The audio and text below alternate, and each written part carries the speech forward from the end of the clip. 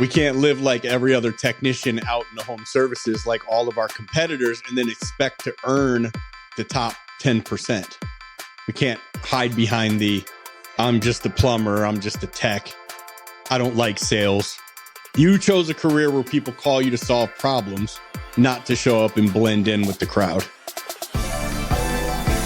Welcome to the Waste No Day podcast, a podcast specifically for and about the home services industry as it relates to plumbing, heating, air conditioning, and electrical. More than a podcast, Waste No Day is a credo, a determination, a mindset. It is a never-ending discipline. It is a refuse to lose pursuit. It is a wake-up call every morning to waste no day.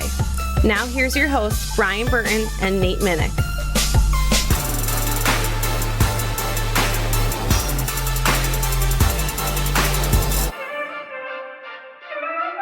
Hey, welcome to another episode of the Waste No Day podcast. Your host, Nate and Brian, hanging out with you again. Looking forward to another great episode as we talk about the cure for being mediocre.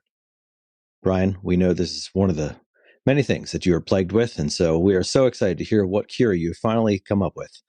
We'll Mediocrity. Digest all of that today. Mediocrity is one of the things.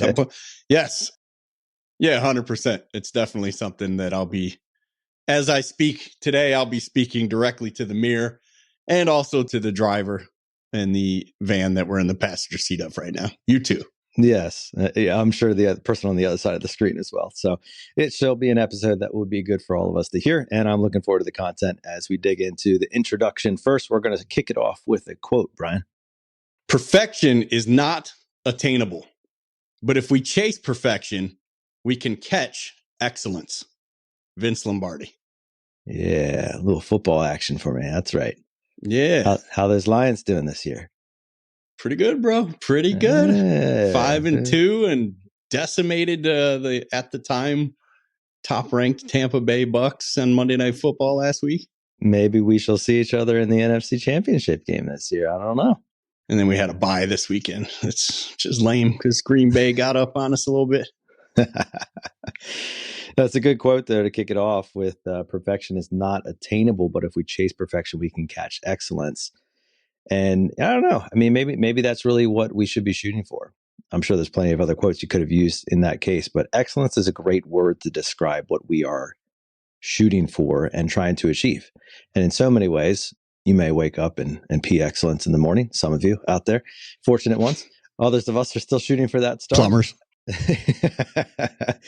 But it's going to be a good conversation as we talk about the cure for being mediocre.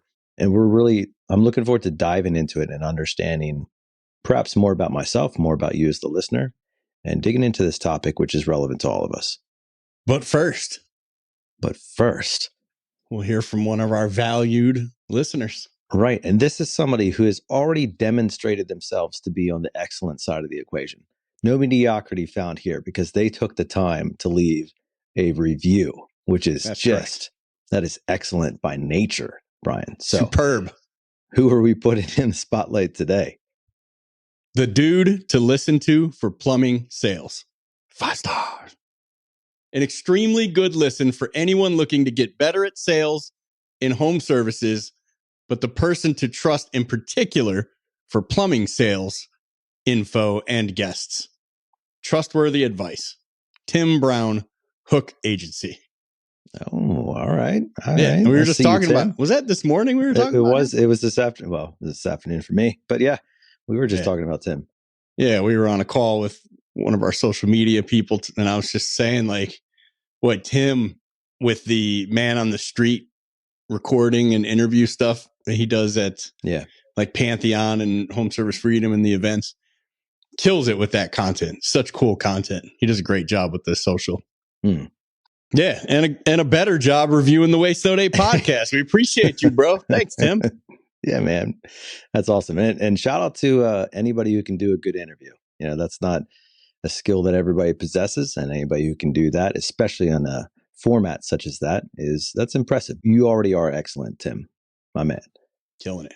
Well, I'll tell you what, we're looking forward to diving into this, Brian, and we're going to go ahead and squeeze both of our cheeks back into that passenger seat and get right to the topic at hand, which is, again, what we're talking about, the cure for mediocrity. And so let's kind of walk on into this conversation by talking about why we're even doing this episode. Great question, or great statement that demands an answer. I guess it wasn't really a question. I would say because mediocrity is a disease, that it's one of those few diseases that people don't want to admit having.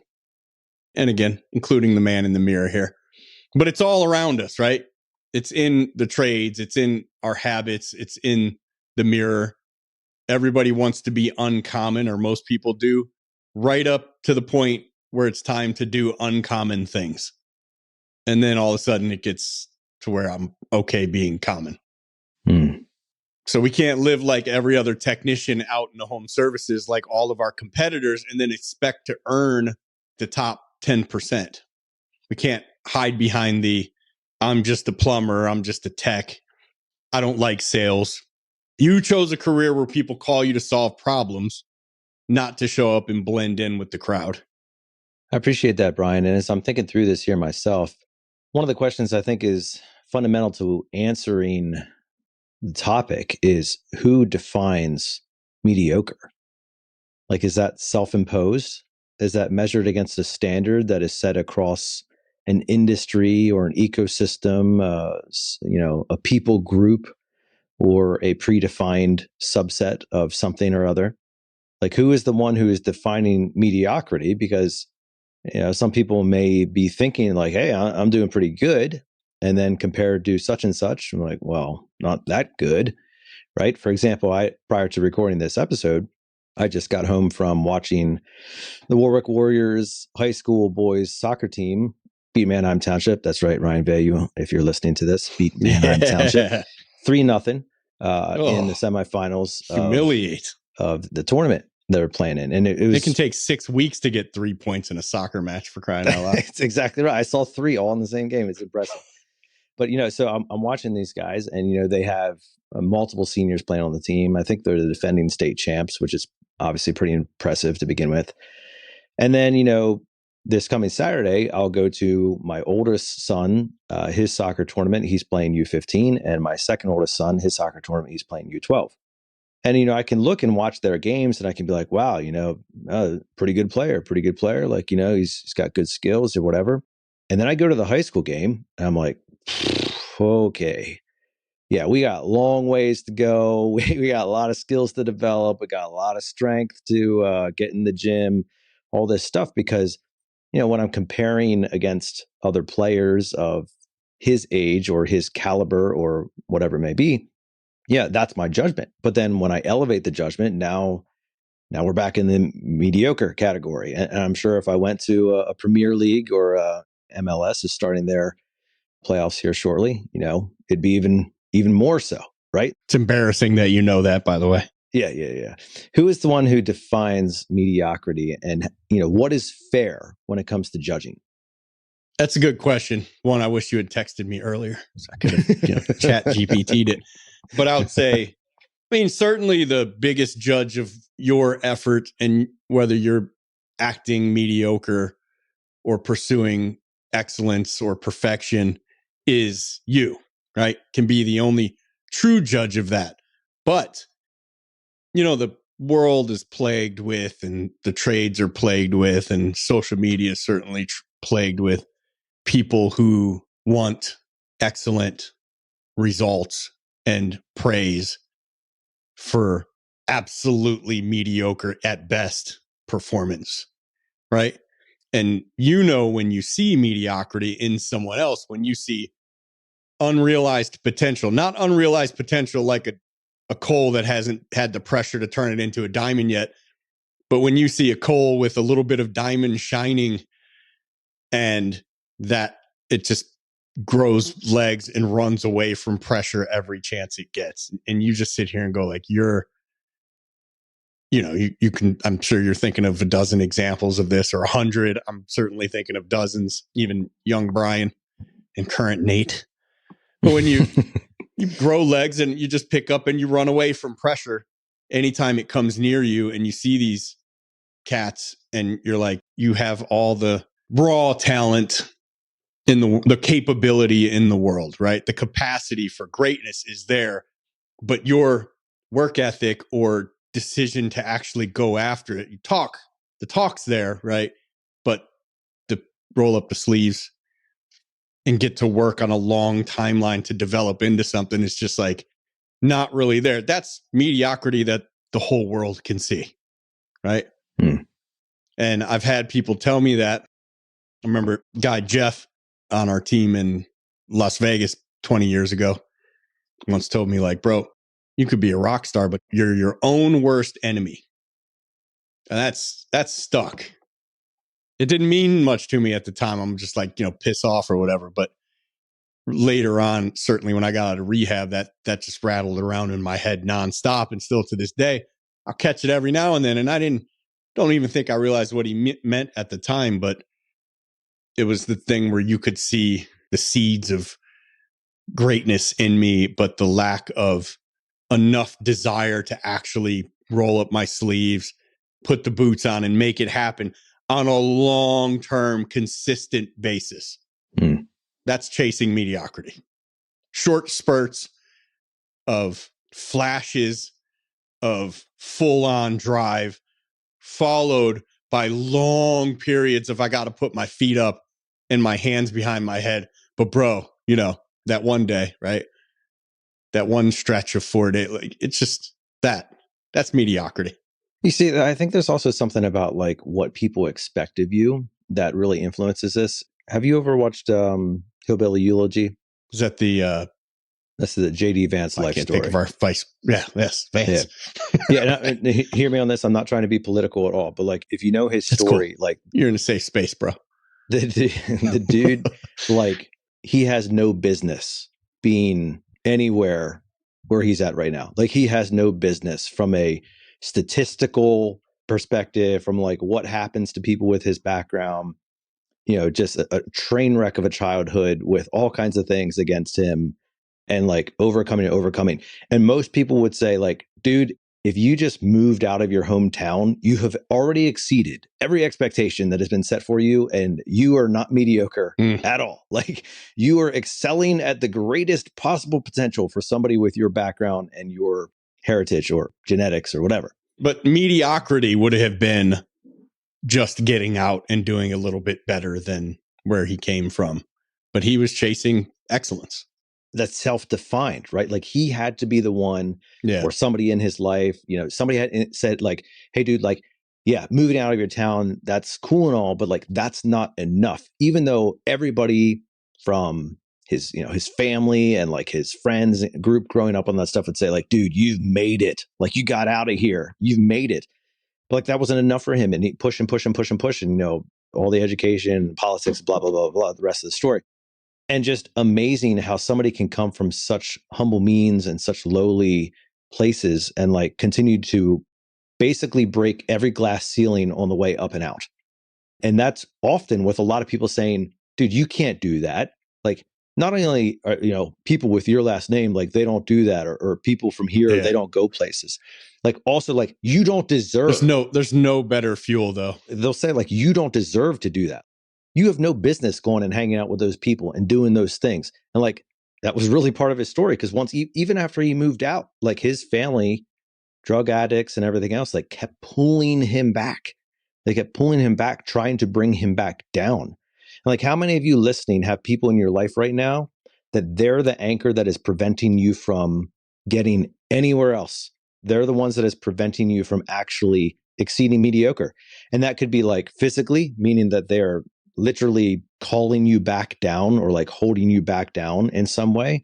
Or it could be like mentally where they just keep pounding into your head. You don't deserve it. You can't do it. You're not worthy. You don't have what it takes. You don't deserve to be with those people.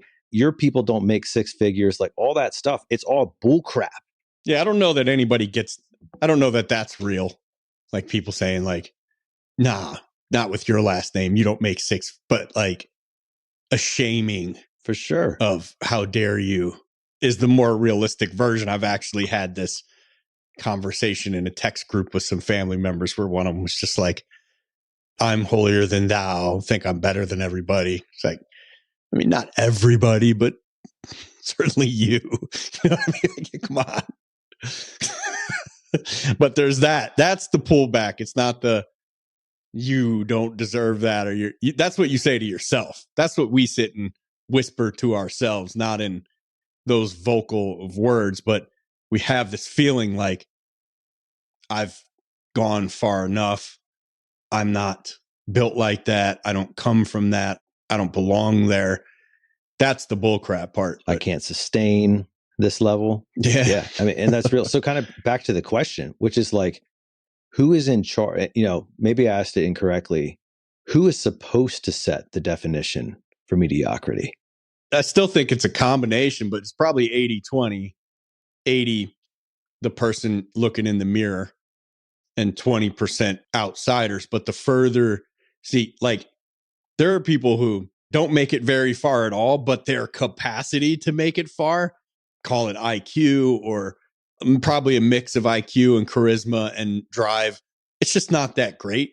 And they make it somewhere, and like, for them, that's excellence, right? That's a tone set by them, but certainly the world can see it. It's not pitiful and pathetic unless the people around you see so much more in you and you just refuse to put that work in. That's when the outside world is going to determine. But you don't need anyone else to, you know what you're capable of and what you're actually living up to. And it's like a waste. You feel like you have been given gifts and talents, and you're cool to be like, God wasted those on me because I'm doing enough, bro. I'm doing enough. This is cool. And I never had that conversation when I was squandering my gifts and abilities with anyone, but I've heard Jordan Peterson talk about things like that. And it's a smack in the face to younger me going, yeah, what gifts and talents were given me, certainly I used them to get out of my situation growing up in Detroit, but I was not using them to their capacity until after I got sober. So I can still look back at years of wasted talents given to me and skills that I had developed for sure, that I worked for. Like, I'm not a sit with my hands behind my head and just assume that my gifts or my talents enough. I'm going out to fine tune and polish those talents and grow those muscles every opportunity. But in that prior version of Brian, and many times in different stages of our life, we accept that this is good enough lie, right? And it is a lie. I mean, like, dig into that, like, what is it that allows us to accept that? It's the most good enough. I would say good enough is the most dangerous phrase in maybe not humanity, but in the trades, in a career, right? In a career, in a trajectory of a human being that's trying to accomplish something. That good enough lie is, and it's, as much as I feel like people who grew up in a really tough environment and didn't have a lot of nourishment or positive feedback or motivation, we have a leg up on people who grew up too comfortable, because like, I know what it means to scratch and claw my way through existence. And no matter what level I hit, I can still turn that on at any time and work like, if I don't hit this, whatever this is, we're not going to have food in the fridge, because I know what it's like to not have food in the fridge. So we have a leg up in that way. But the other side of that coin is real as well, where it's also a disadvantage, because when you hit a level, you hit a certain income or tax bracket, or however you measure success, a level of influence, whatever, it's so far beyond where you came from that it's easy to say that poisonous lie, this is good enough, right? And don't get me wrong, if I'm 68, it's probably time to be like, this was pretty good. I had a pretty good run. Maybe, I don't know. Maybe I still want to get after it. But I mean, there's a balance to the equation, of course. Like, pursuing something so much that you sacrifice other things along the way can have adverse effects, We see that plenty of times in careers. Yeah, but I don't know. It's more and more I'm finding that you can pursue all of the things together. For sure. So it's always, the older I get, the less I buy into balance, and the more I buy into almost like things don't have to be separate so much, right? Like you are who you are. Everything you're pursuing, it's like the F wheel, right? Faith, fitness, family, and finances. One feeds the other. One should feed the other. It shouldn't be I have to sacrifice these three to get this one. It should be I'm going after all of these together with everything I have in me, right? And I'm getting better at it. As I get better at my career, I'm also getting better at being a father and all the other things. So it's like the guy who finishes the call, doesn't offer an upgrade, doesn't do a safety inspection, only looks at what he was called out for. And he says, it's working now. And he drives off proudly, thinks he's won because he didn't get a call back, I guess. I mean, like, I guess that's the win. But he lost because he never learned to serve beyond the bare minimum, that good enough. So if you want to earn average, mediocre money, well, do things averagely. Be mediocre. But don't call it bad luck. Call it what it is. Laziness, entitlement, and probably a bit of ego dressed up as satisfaction. And that's an important point to make there, Brian. I'm thinking through this, like what we need is an examination of our mindset around this matter, right? Because I think for many areas of our life, if the consequences of the acceptance of mediocrity are hidden and or only self-inflicted, we're far more likely to accept that as good enough than if we have to stare at the consequences of mediocrity through somebody else's eyes. So case in point, when I got married, I found out I was a selfish person. Now, nothing changed. Zero things changed from before I was married to after I was married in terms of who I was. But a veil was torn off of my eyes when I was now committed to my wife in a loving relationship and needed to sacrifice more of myself. The same thing happened, even more so, that first child. Like, okay, cool. Like, I'm a better man. I'm refined. I'm married now. I know what it means to like sacrifice and live with another person and like, do life together. And then the old kiddo comes along and you're like, good grief. How did people let us go on being so selfish this entire time and nobody spoke up? And again, zero things changed. I was the same dude. We got to get some better friends and hold us accountable. Right. The same dude before and after the birth. But man, having that first kid, especially the first kid, was like just eye-opening in terms of how much just self-sufficient / self-care or whatever you want to call it, self-motivated I was about things that I wanted to do. Like, it's my time. Like, no, you take care of the kid. It's your turn. Like all that stuff. And it just got revealed.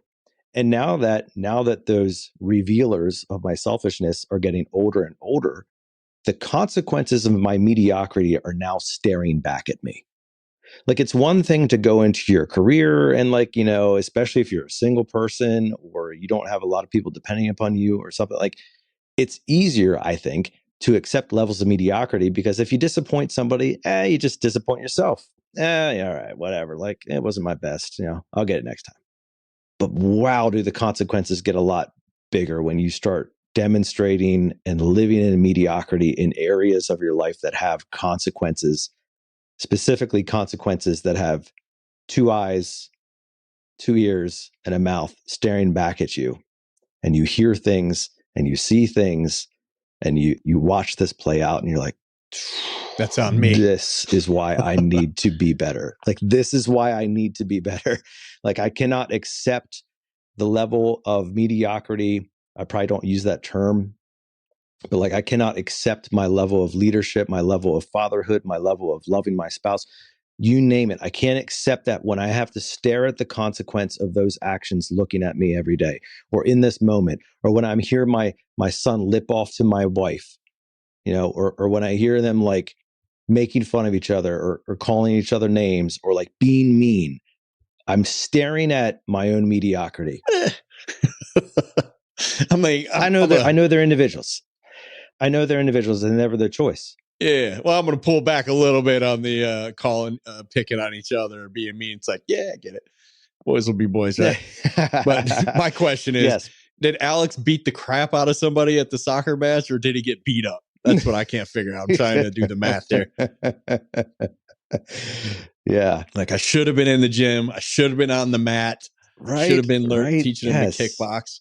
And see, like, okay, so, some of our listeners, like, exactly what I'm talking about. You're 45 years old. You got a couple kids. Like, you see this thing. Some of our listeners, you're in your 20s. You don't know a whole lot about this. Bear in mind, like, disappointing yourself will have the consequences of disappointing others later in life, especially if you patternize it into your life. If you just get to a place where, like, it's good enough. It's good enough for me. It's good enough. Guess who it's not going to be good enough for? Your future wife, your future kids, the people who are going to depend upon you in the future.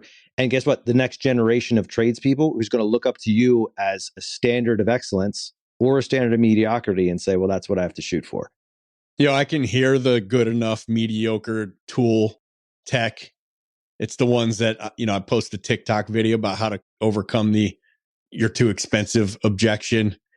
And some HVAC tech will post on to the next job. Hey, if I'm not the guy for them, I'll go to a client that can afford me. It's like, and then it'll get like 200 likes. And I'm like, we don't swear on the show, but it's a struggle right now by these idiots. And that's the exact same person you're talking about. That's the attitude they put, I guarantee, toward their marriage. It's the attitude they put toward their kids. It's like, hey, I've done my part. I showed up. Like the rest is on you, right? Because you're either mediocre and don't care and go at life casually, or you're attacking it, or you're giving it everything you have. It's like for the boss, pays $150 for that lead, gasses the truck up and gets the lead on your schedule, and had the poor enough decision making to send you to that call. Unfortunately for the boss, unfortunately for the client, and unfortunately for your team. And your MO is to go, oh, they said it's more money than they thought. I'm out of here. High five. Go find someone cheaper, right? You take it out on them. This is the person you're building yourself into. It's just like every time I see that comment on one of my posts, I'm just like, ugh. I mean, I wish someone would say that in person so I could be like, have a seat. We're going to talk all the way through this. And either you or I am, by the end of this conversation, one of us is coming to terms with the other one's point of view. And since I had that point of view 20 years ago, I can assure you it's not going to be me, but I'm willing to take the chance.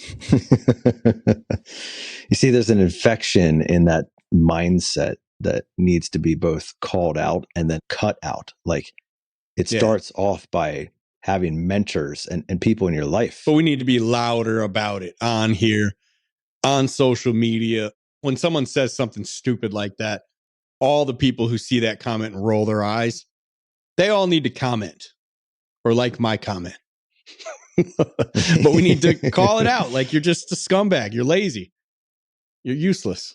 Go into commercial. Stop wasting people's time. But I get it. It's a lot of work. They're soft. They're weak. They're fragile. If I try to overcome an objection, customer could bite my head off. And as tough as I am on this social media comment, I'm fragile and weak in real life and cannot take the idea that someone just personally assaulted me by telling me that I'm expensive and couldn't risk them doing it 2 more times by trying to talk through that with them. It's just weakness. And so let's talk about that mindset, Brian. Do you think people who've generally accepted mediocrity, and I think it's possible that you could accept mediocrity like in its entirety across all areas of your life, but it's probably more likely that you've accepted mediocrity in certain areas of your life. Yeah. And you're really good at pursuing this and you kind of like just play level on the other one. It's actually not more common that that's the case because as a former addict, I can tell you, you start accepting mediocrity in one place and it is a contagious virus that infects the rest of your life. Sometimes slowly over years in normal cases, and then in addiction very rapidly at takes over your life and your personality and your motivations and who you are and what you're after. And it just infects everything. But yeah, you start small with compromises and you end up compromising everywhere.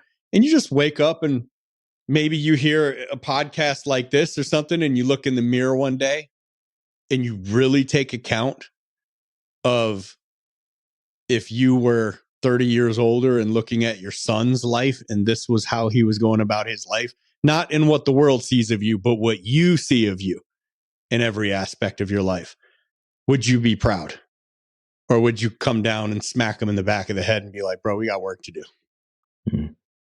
So what the question I was leaning into there, Brian, is like, do you think people relatively have an ignorance of their own mediocrity that needs to be like called out and spoken into? Or do you think people more likely know their mediocrity and just accept They it? don't think anyone else can see it. Okay. It depends. The lower level mediocrity cats maybe haven't been exposed to winning and like the victory mindset. But I would say the majority of people think that the way they talk about themselves is the way other people see them. And since everybody's just kind of so nice and go with the flow, they don't get called out and they don't get their crap pointed out. And they just drift and drift and drift. And sometimes somebody speaking into their life is the best thing that can happen. You and I have seen it go both ways where people have stood up and said, you're right, and off we go. And then some people go the other way, which is get offended, lash out at you for delivering the message, and then go off and become bigger losers somewhere else. Yeah, the defense mechanism is real. But I think they know, for the most part, it's a known issue, but it's not known that other people know it. You said something earlier, and I kind of want to push back on it a little bit and get your thoughts on it around the idea that you know that you were made for more.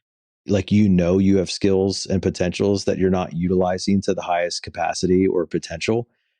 There for sure are people that I feel don't know that, and they need somebody to like speak into their life and unlock a new level, or something like that, like get them in gear or like show them a pathway that they hadn't seen before.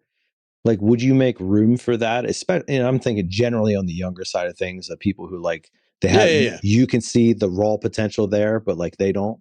How many times did we get someone in the conference room and ignite a fire in them a decade ago that's still burning today? It's like 100%. I believe that. But yeah, I think there's plenty of people out there who have not, especially young men, man, like the ones we try to reach, the broken young men, which is so starving for both a word of encouragement for sure, but also a little flashlight on a path that says like, look, there is a path here. See, with this little light, you can see that there's a path to walk down. And that path leads to greatness in whatever capacity you're looking for greatness in. And you have 2 feet and a sense of direction. So you can just head down that path and you will get there. Right. And you have all the same skills that you have to be born with as everyone else who's gone down that path. You didn't need to come from money. You don't need to be college educated, high school educated in my case. You just need your 2 feet and your 2 hands and the willingness to forego Netflix and chill and the booze and the drugs and the opposite sex and just get after it. Yeah. And that's kind of back to the mindset shift, which is perhaps where a lot of this always starts, right? It's, there's so much around how we are viewing things, including our own mindset towards it, which is one of acceptance, one of complacency, or one of drive. And speaking to myself in the mirror, like, absolutely not do I wake up every single day and look in the mirror and say, like, you're going to go get it today. Like, there's times when I wake up and I feel that way. There's other times when I wake up and I look at myself and I say, like, okay, we're going to fake our way until we feel it. And then there's other times, in full disclosure, where I feel like that just ain't going to happen today.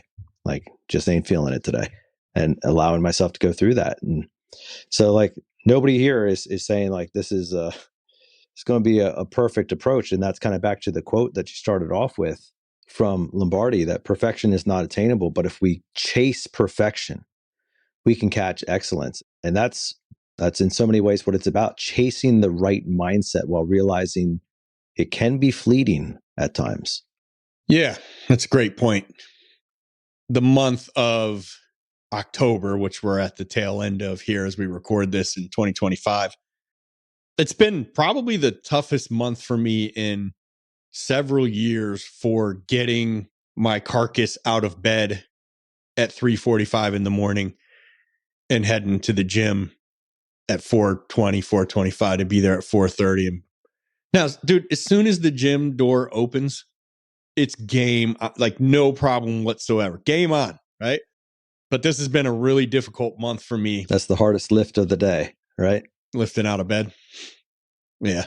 Lifting out of bed and opening the gym door, the two hardest lifts of the day. No. I'm cool, dude. So once I'm out of bed and like, take my leak and like get my water, and I'm pounding 24 ounces of water when I wake up, because you immediately have to hit the bathroom for one case or the other. So there's no going back to bed. So I recommend everyone put your phone with the alarm 20 feet away, right next to you on the headboard, big bottle of water. As soon as the alarm goes off, drink the water and then go grab the phone and turn the alarm off or hit snooze or whatever you're going to do, right? You got a minute or two until the water does its thing and you got to hit the bathroom. So and by that, who goes to the bathroom and goes, all right, now I'm going back to bed with the snooze button hit? Not most people. So, but it's been a difficult month, maybe a little longer, where I have everything in me saying, stay asleep this morning. Like, you need the rest. And the woman next to me saying the same thing. You need to rest. But I get my, 6, 7, 7.5 hours of sleep. All right, 5.5, 6, 6.5, 7. And that's the rest. And that's the time that I had to rest. I don't have that time at 3:45. Now it's time to get up, get the day rolling, head to the gym, crank out a good workout, get a nice pump, and then attack the day. But there's zero of this popping out of bed like I do probably the majority of the year, like raring to go, full of energy and like, let's get after it. And it may be, some soul searching time, because it could be maybe a lack of gratitude. Because if I'm really rolling in gratitude, I get up so thankful for the life that I live right now and how far we've come and like who we are as a family. And maybe just losing sight of that, getting buried in all the stuff going on. But yeah, definitely want to get back to it. But that is to say, like, wherever you're at, if you're like, I'm not a morning person, like, yep. I don't really know any morning people, despite all the people that I know who hit my gym at 4:30 when it opens. Zero of them are quote unquote morning people. Like, nobody's talking about how, I woke up at 2:50 today and just could not wait to get out of that bed. So I got out an hour early. It's like, no, there's none of that. We all hate getting out of bed and getting in there in the morning, but I've never left the gym thinking I should have slept more. It's never happened in 12 years of lifting. So It's for you. It's for you. Believe me, it's for you. And dudes with families, like heading home from work and hit the gym, you don't have time for that. Get home to the family. We got to get it before everybody else gets up. Heavy episode today. We need some jokes or something, Brian. Oh, we'll get there, buddy. Top techs and top people aren't really born. I don't believe in any capacity. I do believe they're built in the van, in the role play, in the training room, and in their own heads, and on that jujitsu mat where they're constantly going against their shadow, their weaker, less competent, more pathetic self, I believe is where greatness is built. The common mediocre tech is always waiting for someone or something to motivate him or her. The pro builds motivation through repetition, through discipline. Being disciplined is the ultimate motivation. It is the ultimate goal, award to strive for. Discipline's doing what we said we would do long after the feeling that made us say it is gone. It's like Give me the person who starts working out on January 1st. I'm not proud of them. I'm not like, hey, good for you. It's like, oh, I'm glad you're here. Right. But like, if you're here on Easter, like, we're going to celebrate. Right. I feel like this came up in a previous episode. Yeah. But we're coming up on the end of the year, bro. I know that my gym is going to be a zoo now, even at 4:30 in the morning for a good 2-3 weeks. Half the guys in the trades think they're lions, but are really house cats with steel-toed boots. And I don't want to just say the trades. It's just in life in general, right? It's just raw discipline. Just saying that you're going to do this thing and here's who you want to be. And then check back on you a year later and you're still doing the things that needed to be done for you to get there. And it's sad to see because I want everyone to just look at me kind of knowing all these things at 24, and where I'm at now and where I'm heading is phenomenal and really awesome. But I'm 10 years late. So I'm never going to be like, yeah. I don't want to wait until I'm in my 40s to do something I could have done in my 20s. Like me. All right. Throw a little humor in there. You ready? Yeah. Let's get after it, man. Let's laugh. I don't know how funny they're going to be. I did some Jeff Foxworthy. You might be a redneck, but I did it with Mediocre Tech. If your favorite tool is your excuse, you might be a mediocre tech. Not funny, but true. Okay. If you know your commission rate like no other, but you have no idea what your conversion rate is, you might be a mediocre tech. All right. A little close to home. Okay. Yeah. And this one was probably a little less hitting, but if you're rolling your eyes through training and get upset, or this podcast, at the newer guy who's passing you up in every way, you might be a mediocre tech. If you call yourself blue collar, but your work ethic is white collar, you might be a mediocre tech. Oh, ouch. Okay. All right. The cure for mediocrity is not motivation. Unfortunately, man, because I love my motivating stuff, right? Like I love in these mornings where I've just been dragging myself out of bed in the most difficult fashion.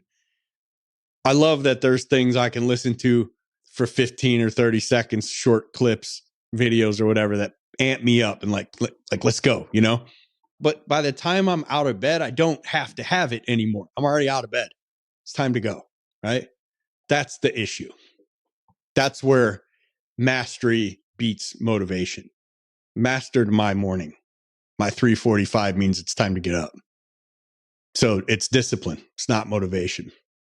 Train daily, role play constantly, rehearse like it's your job, review, study people, the core personality archetypes in Blue Collar Closer, CORE. Learn who you're talking to. Learn who you are. And then how your personality should talk to the 4 personality types. Refuse comfort. At times, you should not be comfortable because growth happens just slightly past boredom. Like you just got to get through it. Own the results. Own whether you won or lost.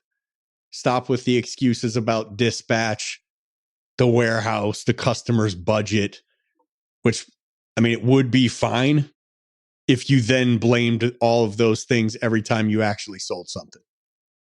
But if you're taking all the credit when you sell, then you got to take the credit when you lose.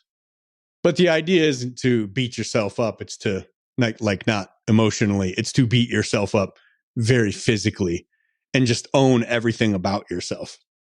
Brian Tracy said, the world doesn't pay for average anymore. Those days are behind us. The world pays for mastery. And if you're getting average pay, it's because you're putting out average work.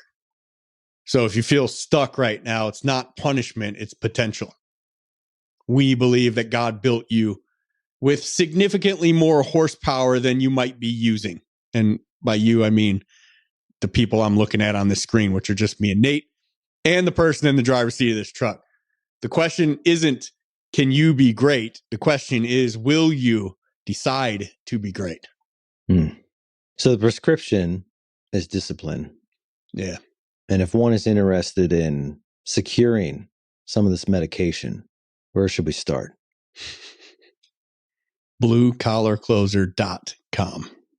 No, I'd say that's certainly one of the steps, right? And it's a good place to talk about it because as this airs, it's not going to be on forever, but we have a 7-day free trial. Go to BlueCollarCloser.com, click on become a member, download the school app, SKOOL, and you'll see right when you get in there, this is a different thing. It's a game changer. I mean, people are absolutely exploding in there. The results, their income, their mindsets, their friend group, they're creating new circles in there.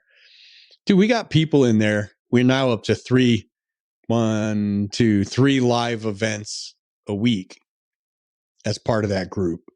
And we got people that are there for all 3 of them. And then when we talk about throwing another one on the calendar, they're saying like, I'll be there. It's becoming their community, their circle. And then there's a full classroom in there with 10 to 20 minute videos of the entire GoPro selling system. But the 7-day free trial is like, you don't get access to everything for sure. Very little of the classroom, but you get the community, you get the live events that are happening during your trial, and get in there and get your toe wet and get a taste and see what a difference you think being part of a crew like this can mean for you. Because it's meant the world to a lot of people so far. It's a big deal, but you got to put in to get out. So it doesn't work for everybody. Not everybody's willing. Such is the case with complacency and discipline. And that seems like a great place to wrap up the episode today, as we have both identified the issue with mediocrity and the cure for it, namely discipline.